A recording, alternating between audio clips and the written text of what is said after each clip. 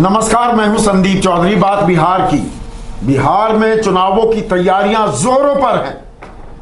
अब रैलियां भी शुरू हो गई हैं, गठबंधन भी बन गए हैं, लेकिन अब निगाहें इस बात पर टिकी हैं। पहले दौर का नामांकन पूरा हो चुका है, दूसरे दौर के नामांकन की प्रक्रिया शुरू हो गई। अब उम्मीदवारों को लेकर चर्चा बड़ी गर्म होने लगी है। किसके पाले में बेहतर उम्मीदवार हैं? बहुत सी नाराजगी होती है, वो हर चुनाव में होती है। एक पार्टी से दूसरी पार्टी में टिकट मिल जाए तो वहां चले जाते हैं लोग, ये होता है, ये एक नॉर्मल प्रक्रिया है। लेकिन उम्मीदवारों का सिलेक्शन बहुत अहम हो जाता है विधानसभा चुनाव में। लोकसभा चुनाव में तो एक लहर भी होती है, स्टार प्रचारक होते हैं, वो उम्मीदवार की नैया पार भी लगा देते हैं। लेकिन विधानसभा चुनाव में उम्मीदवार का भी एक अहम रोल होता है। तो ऐसे में सुकेश, उम्मीदवारों की जब अब बात हो रही है तो एनडीए गठबंधन हो या विपक्ष का महागठबंधन यानी कि आरजेडी, कांग्रेस और वाम खेमा, उम्मीदवारों को लेकर जो खबरें आ रही हैं, सिलेक्शन कौन बेहतर कर रहा है? नहीं, देखिए, दोनों गठबंधनों ने अपने उम्मीदवारों की घोषणा की है। कुछ एक कर रहे हैं,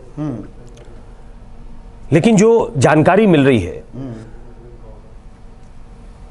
पहले तेजस्वी की बात करते हैं। आरजेडी सबसे ज्यादा सीटों पर चुनाव लड़ रही है वो, और 2019 में उसने देखा कि जिस तरीके से बंदरबाट हुई, उसको बंदरबाट ही कह सकते हैं, कि जिस तरीके से बंदरबाट हुई, ऐसा लगा कि ये आरएलएसपी को दे दो, ये वीआईपी को दे दो, ये हम ले लेंगे। कांग्रेस ने भी अपना लायन शेयर उसमें ले लिया। एक लैक ऑफ कोऑर्डिनेशन देखने को मिला। एक ऐसा गठबंधन जिसे ये लग रहा था कि कागज पे ये जो गठबंधन बना है ये बड़ा मारक गठबंधन है, वो नहीं हुआ। इस बार आरजेडी ने तय किया कि वो ज्यादा सीटों पे चुनाव लड़ेगी। और मुझे जो जानकारी मिली कि तेजस्वी जिस तरीके से सिलेक्शन कर रहे हैं कैंडिडेट्स का, उन पे बहुत आरोप लगते रहे हैं कि दरअसल कुछ उनके भाई के उम्मीदवार होंगे, कुछ उनकी बहन के उम्मीदवार होंगे, कुछ लालू यादव के ज़माने के उम्मीदवार हैं पुराने, वो भी अपना दावा ठोकते हैं। तेजस्वी चूंकि नेता है तो तेजस्वी तो उम्मीदवारी तय करेंगे ही, लेकिन जिस तरीके से उन्होंने एक मॉडर्न अप्रोच अपनाया है, ये मुझे जानकारी मिली। मॉडर्न कैसे? आजकल जो पहले हॉर्सेस माउथ अब सुनते थे, बड़े नेता ने किसी का नाम रेकमेंड कर दिया, संदीप चौधरी फलाने जगह से अच्छा उम्मीदवार हो सकता है, एक आध दो जगह से पूछ लिया, कोई साइंटिफिक अप्रोच नहीं था। आजकल हर पार्टी सर्वे कराती है, हर पार्टी ग्राउंड से फीडबैक लेती है। इस कोरोना काल में भी मुझे बताया गया कि 3 सर्वे उन्होंने कराए हैं, सारी पार्टियों ने कराए होंगे, लेकिन तेजस्वी के लिए, आरजेडी के लिए ये एक नई चीज है। मुझे ये जानकारी मिली कि जब वो बात कर रहे हैं उम्मीदवारों से, जो टिकट सीकर्स हैं उनसे, तो फर्ज करिए मुजफ्फरपुर का कोई कैंडिडेट उनके पास आया, तो पास के कंप्यूटर पे उनकी एक टीम बैठी है जिसके सबके सामने कंप्यूटर्स लगा है और सारे डेटा उनके पास हैं, तो वो निकाल के उसके बाद वो बात करते हैं कि आप उस खांचे में कहां फिट बैठते हो कि नहीं बैठते हो। तो ना सिर्फ कास्ट कॉम्पोजिशन देखा जा रहा है, अपितु ये भी देखा जा रहा है कि आप ग्राउंड पे कितने दिनों से हो, आप आरजेडी में कितने दिनों से हो, आप नए हो तो आपका अप्रोच क्या रहा है। आप अगर दूसरे दल से भी आए हो, फर्ज करिए, एक सीट का एग्जांपल देता हूं, बहादुरपुर से, बिहार की जनता शायद समझे कि बहादुरपुर एक जगह है, कॉन्स्टिट्यूएंसी है, जहां पे उनके सबसे करीबी लालू यादव के भोला यादव चुनाव लड़े थे, वो चुनाव जीत गए थे। इस बार जेडीयू से अमरनाथ गामी, जो दरभंगा से चुनाव लड़ते थे, उनको बहादुरपुर से उम्मीदवार बनाया गया है, सीटें एक्सचेंज कर दी गई हैं। मुझे बताया गया कि ये जो फीडबैक आया है, तो जेडीयू के कैंडिडेट को तो लिया गया, लेकिन लिया गया बहादुरपुर के लिए कि वहां वो फिट बैठ सकते हैं। कुछ लोग ये कहेंगे कि शायद एक सेफर सीट की तलाश थी भोला यादव को, इसलिए वो दरभंगा चले आए और अमरनाथ गामी को वहां भेज दिया गया। लेकिन सूत्र ये बताते हैं कि ऐसी एक सीट नहीं है, ऐसी बहुत सारी सीटें हैं जहां पे तेजस्वी ने अपने माइंड का एप्लीकेशन किया है। एक पूरी टीम लगी हुई है साथ में, जो ये बताती है कि फला उम्मीदवार फला जगह से अच्छा काम किया है इसने, इसके जीतने के चांसेस ज्यादा हैं। विनेबिलिटी भी एक फैक्टर है, विनेबिलिटी सबसे बड़ा फैक्टर है। हाँ, तभी तो अनंत सिंह को भी टिकट देते हो आप, रामा सिंह की वाइफ को भी टिकट देते हो आप, वो तमाम चीजें हैं, साम दाम दंड भेद, चुनाव में सब कुछ। आनंद मोहन की वाइफ को टिकट मिला है, उनके बेटे को टिकट मिला है, तो कास्ट कॉम्पोजिशन भी है, एक कुछ लोगों को नोशनल रिप्रेजेंटेशन है, कुछ लोगों के इन्फ्लुएंस को भुनाने की कोशिश है। जैसे एक महिला है, उनका नाम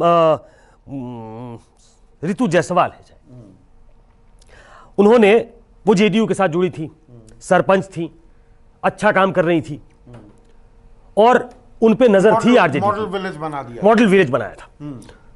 उनको सीतामढ़ी की कॉन्स्टिट्यूएंसी से टिकट मिला है, ये जेडीयू में थी, लेकिन विनेबिलिटी फैक्टर जो था वो शायद आरजेडी में ने उनमें देखा। वो जीतेंगी नहीं जीतेंगी अलग बात है, लेकिन एक मैसेज भी दिया जा रहा है ना कि देखिए किसी ने आदर्श ग्राम बना दिया, वो ब्यूरोक्रेट की मैं उसी हैं, वो युवा भी हैं, तो वो सिलेक्शन भी की जा रही है यहाँ। बिल्कुल, मैं उसी पे आ रहा था कि एक मैसेज देने की भी कोशिश है, उसमें दूसरे वर्ग को जोड़ने की भी कोशिश है।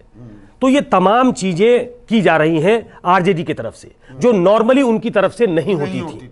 उनकी तरफ से उम्मीदवारी हुई, इनकी उम्मीदवारी ज्यादा सशक्त है क्योंकि इनके लिए लालू यादव ने पैरवी की है, इनकी उम्मीदवारी ज्यादा सशक्त हो सकती है क्योंकि तेज प्रताप यादव ने पैरवी की है। ऐसा एक मानस था आरजेडी के अंदर कि आप किसी बड़े आदमी को पकड़ लो और फिर आप टिकट पा लो।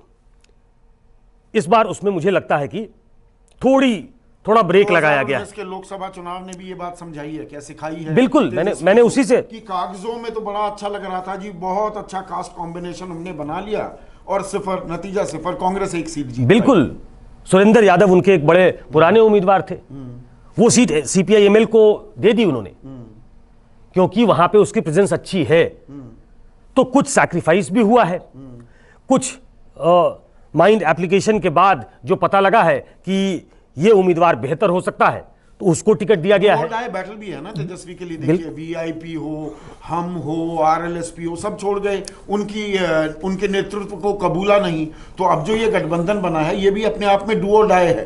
तेजस्वी यहां पर फ्लॉप हो जाते हैं तो फिर दिक्कत होगी तेजस्वी को। बिल्कुल बिल्कुल, इसीलिए अब जैसे दो एग्जाम्पल मेरे पास हैं, उन्होंने ट्वीट किया है, एक कोई वीडियो थे, यंग है, उनको राजनीति में लेकर आया गया, उनको टिकट दिया गया है। एक 33 साल का लड़का, बिल्कुल मंगलम ऋषिदेव नाम है उनका, उनको नियोजित शिक्षक है वो, उसको जाति से मुसहर जाति का आता है, उसको फ्रेम में उतारा गया है, कॉन्टेस्ट में उतारा गया है। तो ऐसे लोगों को, जो एक बड़ा वर्ग होता था, लालू यादव का समर्थक वर्ग होता था, लालू यादव ने जिसको आवाज देकर यहां तक पहुंचाया कि वो अब पॉलिटिकल डिस्कोर्स में हिस्सा नहीं लेने गया है, उस फ्रेम में कूदने को भी तैयार है, उसमें प्लंज करने को तैयार है। तो ये एक नया चेंज आरजेडी में देख रहा हूं।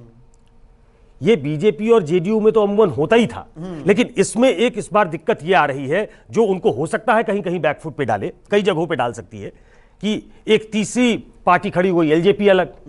तो बीजेपी के डिस्कंटल्ड एलजेपी में चले जा रहे हैं, जेडीयू के डिस्कंटल्ड एलजेपी में चले जा रहे हैं। तो कई जगहों पे हो सकता है कि लोकल इन्फ्लुएंस उस नेता का हो, और एलजेपी के कुछ जो वोट है, 5,000 देखिए विधानसभा में 30-40 सीटें डिसाइड होती हैं। करीब, मेरी जानकारी में बहुत ज्यादा मतों का अंतर नहीं था, बहुत भारी मार्जिन संख्या में थी जब आरजेडी जेडीयू जीती थी। वोटों का अगर प्रतिशत देखें आप, उसकी संख्या देखें आप, तो बहुत ज्यादा का अंतर नहीं था। विधानसभा चुनाव में 2000, 4000, 5000 वोट बहुत ज्यादा मैटर करता। तो ऐसे में जब तेजस्वी फूक फूक कर कदम रख रहे हैं, और बीजेपी जेडीयू में ऐसा लग रहा है कि उनके अंदर कुछ डेंट पड़ सकता है, कहीं बीजेपी को लग सकता है, कहीं जेडीयू को लग सकता है, और ज्यादातर जेडीयू को लगेगा, क्योंकि बीजेपी पे एलजेपी ने अपने उम्मीदवार खड़े नहीं किए।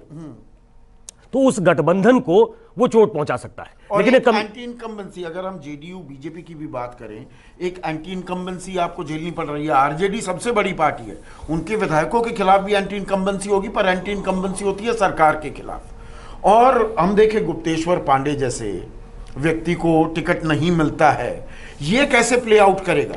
देखिए विधानसभा चुनाव में, लोकसभा में आपको नरेंद्र मोदी जिता कर ले जा सकते हैं, उम्मीदवार इतना इंपॉर्टेंट नहीं रह जाता। विधानसभा में उम्मीदवार की भी एक अपनी पहचान, एक शख्सियत होती है, वो वोटर देखता है। देखिए इस बार चेंज सिनेरियो में चुनाव है। जब आप कहते हैं कि आम चुनाव जो होते हैं उसमें प्रधानमंत्री का एक चेहरा होता है और प्रधानमंत्री अपने नाम पर, नरेंद्र मोदी ऐसा कोई प्रधानमंत्री हो तो वो अपने नाम पर जिताकर ले आता है कैंडिडेट्स को। कुछ ऐसा ही हाल 2010 में नीतीश कुमार का था कि नीतीश कुमार अपने नाम पर विधायकों को जिताकर ले आते थे। कई बड़े नेता उनसे छिटक के चले गए थे, वो अलग अलग कास्ट से आते थे, इन्फ्लुएंशियल पावरफुल कास्ट से आते थे, सब उनसे अलग हुए, लेकिन जनता के मानस पे कोई प्रभाव नहीं पड़ा। नीतीश कुमार थंपिंग मेजॉरिटी से जीते और ऐसा जीते कि आरजेडी को विपक्ष का नेता बनाने के लिए संख्या नहीं मिली। 10% पहले ये था, नहीं थी। हाँ। पहले ये था। हाँ। लेकिन आपने जो कहा, चूंकि 15 साल हो चुके हैं और मैं बार बार कहता हूं कि एक इनर्शिया क्रीप इन कर गई है थर्ड टर्म में और नीतीश कुमार को वो परेशान कर सकती है। और ऐसे में जबकि एक नई पार्टी आ गई, नई मतलब अलग से लड़ने वाली पार्टी मैदान में उतर गई, एलजेपी वो भी है, कुछ अलग अलग जगह पे एक गठबंधन बनाकर, जैसे उपेंद्र कुशवाहा हैं, ओवैसी हैं, देवेंद्र यादव की पार्टी है, बीएसपी है, वो सब मिलकर चुनाव लड़ रहे हैं। तो कहीं कहीं लोकल इन्फ्लुएंस ऐसा हो सकता है कि वो डेंट पहुंचा दें। लेकिन इसमें एक कमजोर कड़ी आरजेडी के साथ भी है, जो मुझे समझ में आया, जो जानकारी मिल रही है। थोड़ी एनालिटिकल बात हो रही है लेकिन बिहार के लोग शायद उसको समझेंगे। कांग्रेस ने 70 सीटें ले ली हैं। अब कांग्रेस में वो अप्रोच देखने को अभी तक मुझे नहीं मिल रहा। कई ऐसी सीटें हैं, फुलपरास की सीटें जैसे, अब वो एक वृद्ध 80 साल के आदमी को, कृपानाथ पाठक पुराने नेता है कांग्रेस को, उनको दे दी गई है।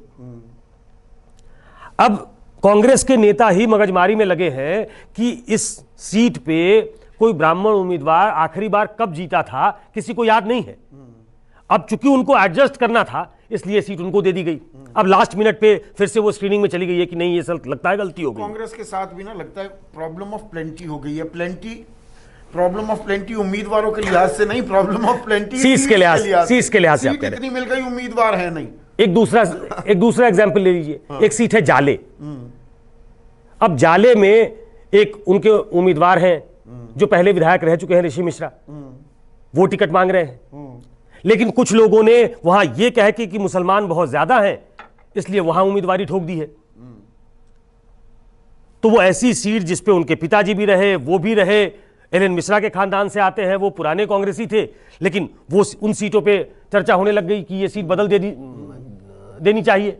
जबकि आरजेडी का कहना है कि अगर कोई मुस्लिम लड़ाना था तो ये सीट हमें लेनी थी। हमने तो ये सीट एक ऐसे वर्ग के नेता के लिए छोड़ी जो हमें कुछ एक्स्ट्रा वोट दिलवा सकता है, और ब्राह्मण को जानी चाहिए। तो मुझे लगता है कि आरजेडी की कमजोर कहीं कहीं कांग्रेस न साबित हो जाए। 70 सीटों पे चुनाव लड़ रहे हैं वो। 70 सीट मैं कहता हूं लायन शेयर है उनके लिए। 41 सीटों पे लड़े थे, लेकिन उस पिछली बार स्ट्राइक रेट इतनी ज्यादा थी कि 27 जीत गए वो। 27 बहुत अरसे बाद कांग्रेस की झोली में आई थी। अब इस बार वो 70 लड़ रहे हैं। तो आपने कहा कि सीट्स बहुत ज्यादा है, एडजस्ट सबको करना है, तो प्रॉब्लम ऑफ प्लेंटी सीट्स के लिहाज से हो गई है। तो यह दिक्कत हो सकता है कि आरजेडी बहुत कैलकुलेटेड तरीके से काम कर रही हो लेकिन उसको कांग्रेस नुकसान पहुंचा दे, ऐसा हो सकता है। लेफ्ट में अमूमन ये नहीं होता। तो यहां पर देखिए उम्मीदवारों का सिलेक्शन भी एक अहम रोल अदा करने वाला है, लेकिन अभी मुद्दे भी बनेंगे, अभी चुनावी ताल भी ठोकी जाएगी, अभी हवा बनेगी, अभी हवा बननी बाकी है। लेकिन इसीलिए आज हमने नहीं उसमें लीड लेना शुरू कर दिया। हाँ। एक जानकारी और दे दूं। हाँ। आज कहा जा रहा है नीतीश कुमार की वर्चुअल रैली शुरू हो जाएगी। कल जेपी नड्डा रैली कर चुके हैं। तो ऐसे में क्या कांग्रेस और आरजेडी चूंकि सारी सीट्स फाइनल नहीं कर पाई है, इसलिए क्या वो लैग बिहाइंड कर रही है? क्या वो टेक ऑफ करने में टाइम लगा रही है क्या? और ये क्रूशियल पीरियड है जो इनिशियल लीड ले लेता है। हाँ, well begun is half done कहते हैं। हाँ, फिर तो कैचअप गेम में लगना पड़ता है आपको। हाँ। तो ये एक दिक्कत है और उसमें एक ज्यादा प्रॉब्लम मुझे लगता है खड़ी कर रही है कांग्रेस। तो अभी हम लगातार आपको हर जो भी पॉलिटिकल डेवलपमेंट होगी उसकी जानकारी भी देते रहेंगे, विश्लेषण भी करते रहेंगे। अभी के लिए बस इतना ही। नमस्कार।